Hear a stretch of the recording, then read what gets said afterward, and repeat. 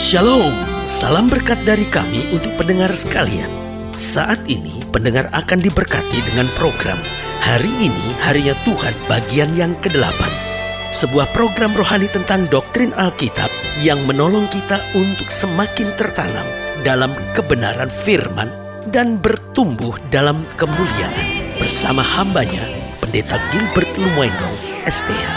Banyak orang merasa doktrin Alkitab sebagai sesuatu yang membingungkan. Tetapi tahukah saudara bahwa doktrin Alkitab intinya adalah memahami Alkitab dengan benar, dengan pemahaman yang sistematis, sehingga kita terus dapat tertanam di dalam kebenaran firman, sehingga kita terus bertumbuh di dalam kemuliaan Allah.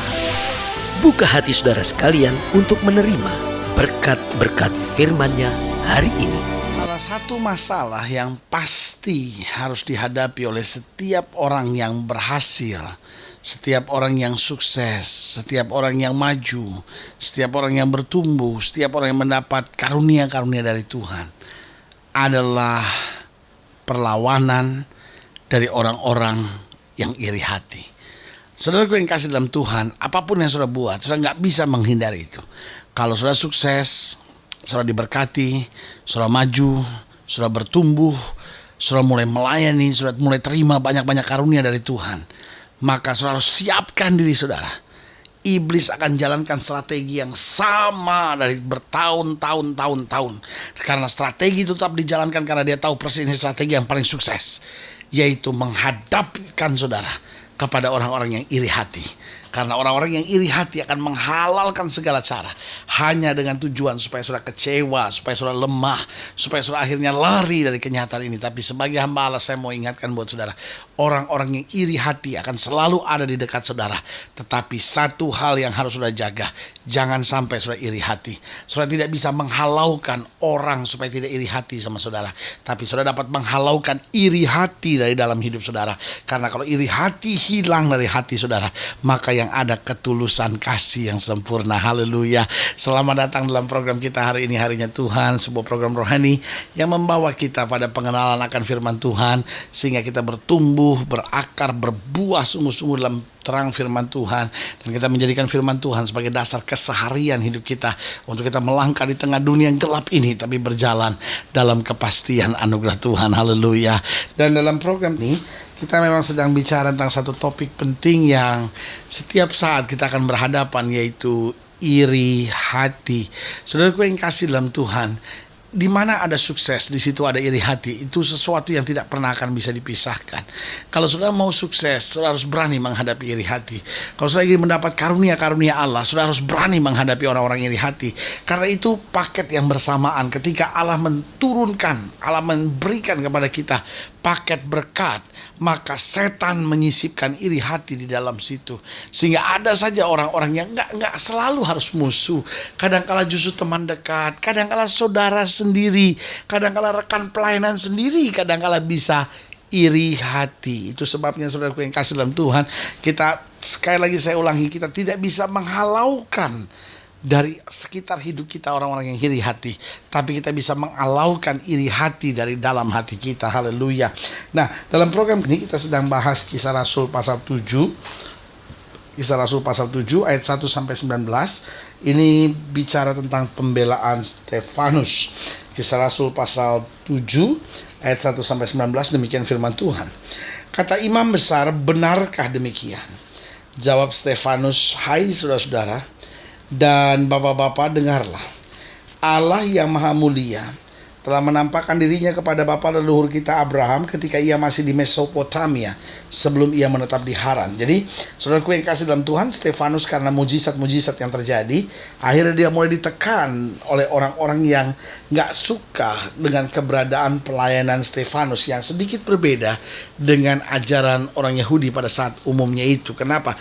Karena mereka hanya mengajar dengan kata-kata, tapi Stefanus mengajar dengan kuasa. Sehingga saudaraku yang kasih dalam Tuhan, mereka berdebat dan akhirnya mereka memojokkan Stefanus. Dan di saat seperti itu, Stefanus bukan takut, tapi di depan mahkamah agama dia justru menyampaikan kebenaran. Ayat yang ketiga, dan berfirman kepadanya, keluarlah dari negerimu dan dari sanak saudaramu dan pergilah ke negeri yang akan kutunjukkan kepadamu. Dia mulai cerita, mulai dari sejarah bangsa Yahudi, karena dia mau jelaskan bahwa saya mengajar dengan kuasa karena memang Allah dari mulanya telah merancangkan kuasa itu. Dari ayat yang keempat, maka keluarlah ia dari negeri orang Kasdim. Masih bicara tentang Abraham, lalu menetap di Haran, dan setelah ayahnya meninggal, Allah menyuruh dia pindah dari situ tanah itu, tempat kamu diam sekarang. Dan di situ Allah tidak memberikan milik pusaka kepadanya, bahkan setapak tanah pun tidak. Tetapi ia berjanji akan memberikan tanah itu kepadanya menjadi kepunyaannya dan kepunyaan keturunannya, walaupun pada waktu itu ia tidak mempunyai anak. Beginilah firman Allah, yaitu bahwa keturunannya akan menjadi pendatang di negeri asing, dan bahwa mereka akan diperbudak dan dianiaya 400 tahun lamanya. Jadi dia mulai jelaskan nubuatan yang akan terjadi di bangsa Israel di Mesir. Tetapi bangsa yang akan memperbudak mereka itu akan kuhukum, firman Allah. Dan sesudah itu mereka akan keluar dari situ dan beribadah kepadaku di tempat ini. Lalu Allah memberikan kepadanya perjanjian sunan, dan dengan demikian Abraham memperanakan Ishak, lalu menyunatkan pada hari yang ke-8. Dan Ishak memperanakan Yakub, dan Yakub memperanakan ke-12 bapa leluhur kita. Ayat yang ke-9, perhatikan baik. Karena iri hati, saya ulangi sekali lagi. Karena iri hati, saya ulangi sekali lagi. Karena iri hati, bapak-bapak leluhur kita menjual Yusuf ke tanah Mesir. Tetapi Allah menyertai dia dan melepaskannya dari segala penindasan, serta menganugerahkan kepadanya kasih karunia dan hikmat. Ketika ia menghadap Firaun raja Mesir, Firaun mengangkatnya menjadi kuasa atas tanah Mesir dan atas seluruh istananya. Maka datanglah bahaya kelaparan menimpa seluruh tanah Mesir dan tanah Kanaan, serta penderitaan yang besar, sehingga nenek moyang kita tidak mendapat makanan.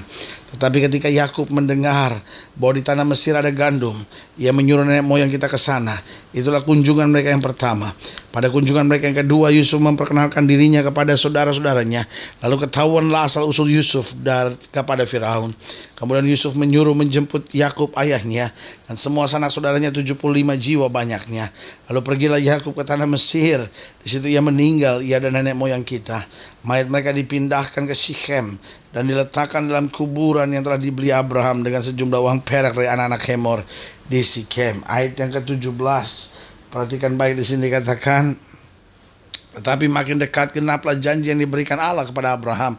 Makin bertambahlah banyak bangsa itu di Mesir, sampai bangkit seorang raja lain memerintah tanah Mesir, seorang yang tidak mengenal Yusuf. Raja itu mempergunakan tipu daya terhadap bangsa kita dan menganiaya nenek moyang kita, serta menyuruh membuang bayi mereka supaya bangsa kita itu jangan berkembang. Nah, saudaraku yang kasih dalam Tuhan, dari ayat bacaan ini kita bisa lihat bahwa sebenarnya Stefanus sudah menjelaskan segala sesuatunya secara rinci. Tetapi saudaraku yang kasih dalam Tuhan, ketika Stefanus menjelaskan, Stefanus memasukkan satu kalimat yang sebetulnya itu persoalan yang sedang terjadi. Dia mulai angkat di ayat yang ke-9, karena iri hati bapak-bapak leluhur kita menjual Yusuf ke tanah Mesir, tapi Allah menyertai dia. Dengan lain kata, dari pemberitaan ini, sebetulnya Stefanus mau memberitahu, aku masuk ke tempat ini juga karena alasan yang sama, yaitu iri hati. Begitupun dengan Yusuf. Tetapi selama Tuhan menyertai, iri hati tidak akan pernah bisa menghancurkan. Saudaraku yang kasih dalam Tuhan, selalu saya bilang, iri hati seringkali dapat menjadi hambatan buat pekerjaan Tuhan. Iri hati dapat menjadi hambatan buat orang melayani Tuhan. Baik orang yang iri hati itu maupun orang yang diiri hatikan. Kenapa? Karena buat orang yang iri hati, kalau orang udah mulai iri hati, pelayanannya pasti tidak bagus. Biasanya orang iri hati mudah menjadi penjilat, orang iri hati mudah akhirnya memfitnah, orang iri hati akhirnya mudah menyikut orang lain, bicara yang buruk tentang orang lain. Nah, sehingga selalu saya bilang, iri hati seringkali menjadi hambatan pekerjaan Tuhan. Tapi buat orang yang juga diirikan, iri hatikannya itu, saudara-saudara, orangnya itu kan juga akhirnya bisa terhambat. Kenapa? Karena orang itu bilang, loh, saya salah apa sih, kok tuh orang kok ngomongin saya terus sih? Akhirnya lama-lama karena dia ngadepin kok situasinya begini, ya udah deh, saya mundur aja dari pelayanan gitu. Jadi iri hati ini seringkali menjadi hambatan pekerjaan Tuhan. Iri hati juga seringkali persoalannya ada di hati dari orang-orang yang melayani. Nah, pertanyaannya, kenapa kok iri hati itu bisa ada di hati orang-orang yang sudah bertobat, orang-orang yang bahkan kadang-kadang sudah melayani? Kenapa bisa terjadi? Yang pertama saya pelajari, karena iri hati itu bisa timbul kalau kita tidak bersandar pada Allah. Sudah bisa aja ada dalam kegiatan-kegiatan gereja, tapi kalau sudah nggak bersandar pada Allah, akhirnya apa yang muncul? Iri hati, karena kita ngerasa bahwa lo kok begitu, gitu ya kan? Tapi kalau kita bersandar sama Allah, kita akan tahu bahwa apa yang terjadi itu baik. Tapi kalau kita nggak bersandar pada Allah, apa yang terjadi? Kita selalu mau jadi yang paling sukses, gitu. Saudaraku yang kasih dalam Tuhan, saya ingat apa yang Mother Teresa dari Kalkuta pernah katakan. Mother Teresa pernah bilang begini, kita hidup bukan untuk sukses, tapi kita hidup untuk setia. Kejarlah kesetiaan lebih daripada kesuksesan. Kalimat ini menarik sekali untuk kita pelajari. Kenapa? Karena dunia ini orang yang mau pilih sukses. Sampai kalau perlu nyogok asal sukses. Kalau perlu jadi bini orang asal sukses. Kalau perlu akhirnya jual diri demi sukses. Kalau perlu akhirnya halalkan segala cara demi sukses. Saudara yang kasih dalam Tuhan, kita nggak perlu iri. Kita nggak perlu jadi sama seperti orang lain. Kita nggak harus hidup sesukses-suksesnya, sekaya-kayanya. Kita hanya perlu bersandar pada Allah. Dan waktu kita bersandar pada Allah, ada orang yang lebih dari kita bisa bersyukur. Ada orang yang kurang dari kita tolong, saudara-saudara. Jadi ingat, kenapa iri hati bisa ada di dalam hati banyak orang? Yang pertama, karena seorang bisa iri hati jika dia tidak bersandar pada Allah. Yang kedua, kenapa seringkali iri hati kok bisa ada di hati orang percaya sekalipun, bahkan orang yang sudah melayani Tuhan. Yang kedua, karena ketidakmengertiannya akan rencana Allah. Allah tuh gariskan rencananya buat setiap orang tuh dengan cara yang sangat spesifik. Di dalam Matius pasal 25 dikatakan masing-masing talenta itu diberikan sesuai dengan kemampuannya. Jadi Allah tahu persis masing-masing kita apa yang sebetulnya paling baik buat kita. Nah, orang yang iri hati adalah orang yang tidak mengerti akan rencana Tuhan. Sehingga akhirnya dia lihat orang lain lebih sukses, dia iri. Dia pikir gimana saya ngejatuhin dia. Tuh orang kan sukses-sukses karena pintar ngejilat aja. Dia kan sukses-sukses karena pintar baik-baikin orang katanya. Lihat, saudara yang kasih dalam Tuhan. Akhirnya apa yang terjadi?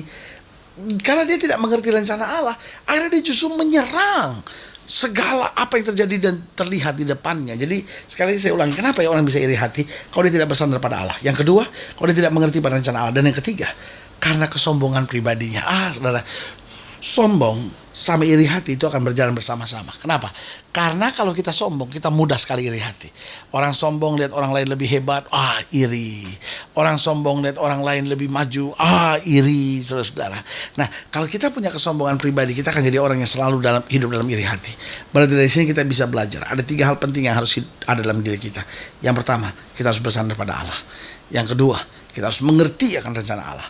Dan yang ketiga, kita harus tolak segala kesombongan pribadi. Kita berjalan oleh anugerah saja. Haleluya. Saudaraku yang kasih dalam Tuhan, kalau saudara ingin nilainya lebih jauh, hubungi kami melalui telepon, hubungi kami melalui surat, kunjungi website kami. Karena kami ada untuk membawa Bapak Ibu Saudara senantiasa lebih dekat pada Tuhan. Haleluya. Mengalami kasih kuasa dan mujizat yang luar biasa. Haleluya. Saudaraku yang kasih dalam Tuhan, kalau saudara ingin didoakan secara khusus melalui program ini juga, saya mau berdoa buat setiap saudara. Saudara-saudara yang mau didoakan boleh taruh tangan kanan saudara di dada, dan kita doa. Bapa, hamba doa buat yang sakit, hamba doa buat yang berbeban berat, hamba doa buat mereka yang sedang menghadapi masa-masa sukar. Bapak, hamba juga berdoa untuk setiap mereka yang mungkin ada orang yang iri hati terhadap mereka, atau mungkin mereka yang sedang memiliki iri hati. Kami coba menyangkal dan berkata, tidak, kami tidak iri hati. Tapi sebetulnya deep down in my heart, Lord, di dalam hati saya tuh ada kayak iri sama saudara, atau iri dengan rekan pelayan, atau iri sama teman kantor, iri, atau apapun namanya. Bapak, hamba berdoa di dalam nama Yesus Tuhan jamah, sehingga mulai hari ini kami bersandar pada Allah. Mulai hari ini kami belajar untuk senantiasa mengerti akan rencana Allah, dan ajar kami untuk menanggalkan kesombongan dan berjalan dalam kebenaran. Di dalam nama Yesus kami berdoa. Haleluya. Amin. Saudaraku yang kasih dalam Tuhan, kita sudah berdoa. Ingat, Allah tidak pernah lalai menepati janjinya. Inilah saatnya buat kita untuk bangkit, beriman, percaya sepenuhnya, karena kita tahu roh yang ada di dalam kita lebih besar dari roh yang alam dunia ini. Doa saya menyertai saudara. Sampai berjumpa pada program berikut, dan jangan lupa jadikan hari ini harinya Tuhan. Haleluya.